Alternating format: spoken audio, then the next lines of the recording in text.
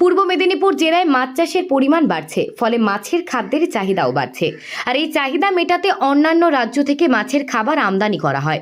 তবে এবার জেলায় প্রথম সরকারি উদ্যোগে মাছের খাদ্য উৎপাদনের উদ্যোগ নেওয়া হয়েছে, ফলে জেলা জুড়ে কর্মসংস্থানের সুযোগ বাড়বে। পূর্ব মেদিনীপুর জেলার বিস্তীর্ণ এলাকা জুড়ে মাছ চাষের প্রসার বাড়ছে।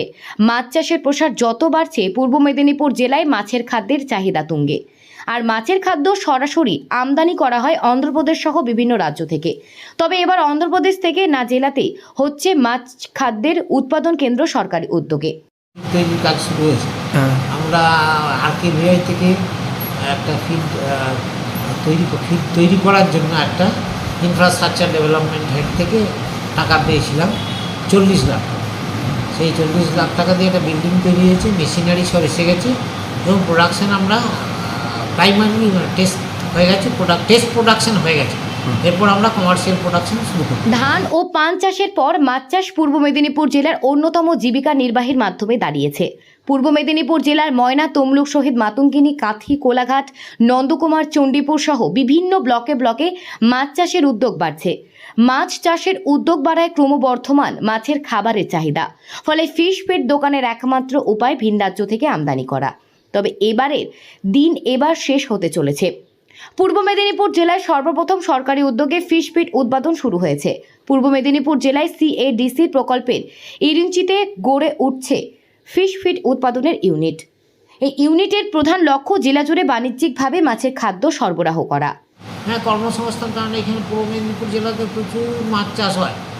এতে দুদিক থেকে লাভ হবে। এক নম্বর হচ্ছে প্রোডাকশন করার জন্য যে ম্যান পাওয়ার লাগবে, সেই ম্যান পাওয়ারটা আমরা ইউটিলাইজ করতে পারবো। কর্মসংস্থান হচ্ছে, কারণ ফিড পূর্ব মেদিনীপুর জেলার কোনো জায়গাতে তৈরি হয় না। মূলত ফিড আসে অন্ধ্রপ্রদেশ থেকেই, বেশিরভাগ ফিডটা উড়িষ্যা এইসব জায়গা থেকে আমাদের স্টেটে আসে। আমাদের স্টেটে ফিড প্রোডাকশনটা খুব কমই হয়, আর পূর্ব মেদিনীপুরে তো হয়ই না কোথাও।